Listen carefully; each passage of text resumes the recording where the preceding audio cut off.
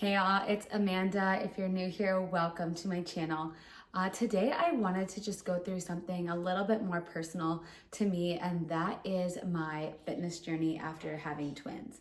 So I really want to share this because I knew when I found out I was having twins, I was extremely excited. We always wanted more than we always wanted more than two kids. So knowing that we were going to get a two-for deal was awesome. But I also had a little bit of apprehension about what was going to happen to my body after I had those babies. I knew this pregnancy was going to be a little different. I was going to get bigger faster.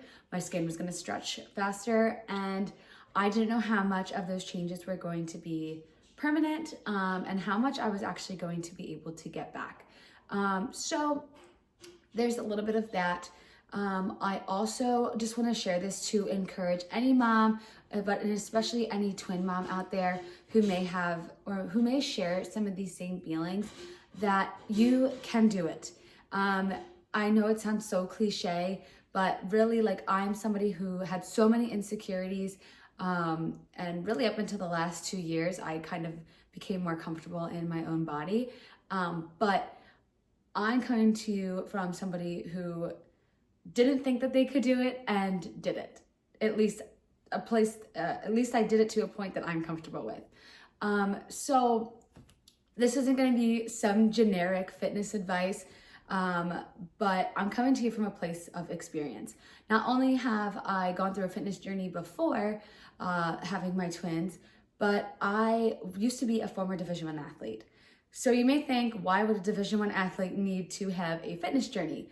Well, after I graduated and was no longer competing at that high of a level, I had to relearn what fitness and wellness actually looked like. So for me, I had to relearn what a workout was for somebody who wasn't training for competition. And I needed to learn nutritionally what my body needed for somebody who wasn't training 3+ hours a day. So that whole relearning process really formed the foundation for how I got back into shape after having twins. So I really want to just share that information with somebody who may be struggling to figure out where to start, how to start, and I hope that this will give some encouragement to anybody out there. The first thing I'll tell you is be active during pregnancy. And no, I'm not saying you have to keep up your full workout routine from 0 to 9 months, but keep moving. For me, I stopped organized lifting around 7 months because we were in the process of moving. So I was carrying boxes, walking around the house, packing and then unpacking. Not to mention I was still taking care of our very active 2-year-old. So all of that movement was enough for me. I also kept in mind that my doctor told me that walking was one of the best things that I could do while pregnant. So towards the end, when I was just getting so big and energy was low, my goal was very, very simple, and that was just to get my steps in. If you're already postpartum and you weren't very active during pregnancy, that's okay. Lessons 2 through 5 will still help you achieve your goals if you're looking to get back after having your twins. But being active during pregnancy definitely made it easier for me getting back into movement. Next is having a plan. But this isn't just any plan. It needs to be a plan that you like and is sustainable. The first 3 months of postpartum, you're just trying to get your body moving again. So I wouldn't stress out about having anything strict, but at least having the plan of what you're going to do when you're finally cleared to start moving. And you need to find something that excites you. Maybe it's Pilates or running or even workout classes, but the key is to find your rhythm with the new babies and then find out what you like doing that will fit into your life right now. For me, I didn't have time to go to the gym and come back because the feedings were so close together, and honestly, I was so exhausted. So I needed to find either workouts at home or a different form of movement that didn't require going somewhere. Also, don't feel like you need to go all out. Again, in the beginning, it's just about getting your body moving again. So know your body and when it might need something different. So I was excited to get back into running, so that was the plan that I had set. I started with small, realistic goals. So I wanted to run the number of months I was postpartum. An example of this is when I was 2 miles postpartum, I wanted to run 2 miles. At 3 miles postpartum, my goal was to run 3 miles. So gradually I added distance each month. And before I knew it, at 10 months, I was able to run 10 miles. However, this is when I noticed that I needed to be adaptable to my plan. I was excited about running, but I realized my body couldn't handle that type of running anymore. I really was trying to run a half marathon by the time I was a year postpartum because I had made it this far. And I noticed that after carrying 2 babies for 9 months, my body had changed. I did not have the same body I did before the twins in terms of structure. So my hips had widened and my core stability was very weak. So I decided to switch plans and I began to focus more on building my strength. So I switched my workout plan to one that made me feel stronger and was going to have less intensity on my hips and joints. And that's when I realized having a plan isn't just about setting goals. My plan needed to be something that got me excited to move and that was realistic for my body. Having a plan also allowed me to track progress and hold myself accountable. So I would start to doubt that I wasn't really progressing, but then I looked back on where I started when I first started running and where I ended up. And now that I'm doing my weight training, I track my progress of the weights that I started at, and weeks later, I can see that I'm definitely lifting much heavier than when I started. So that just gives me confidence that I'm heading in the right direction. Now let's talk about consistency. This one is huge, and it doesn't mean you need to be perfect with every workout.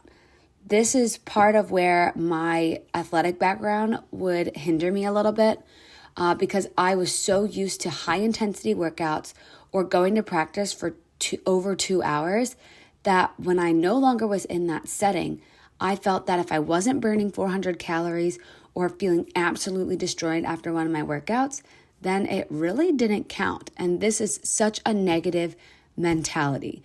I had burnt myself out and would give up on my workout plan.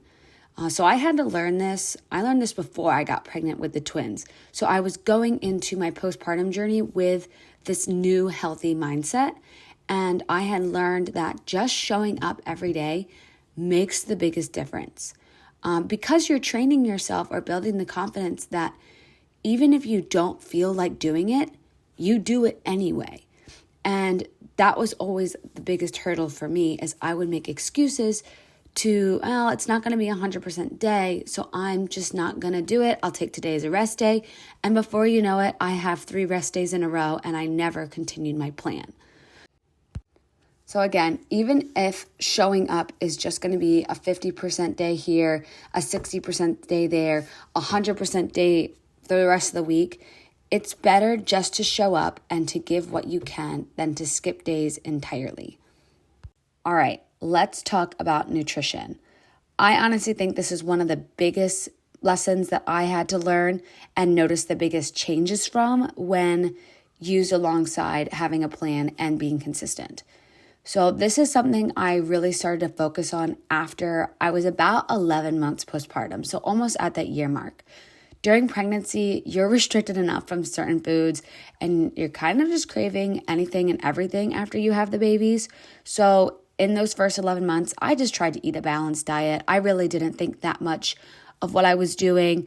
I didn't have the mental energy to do that either.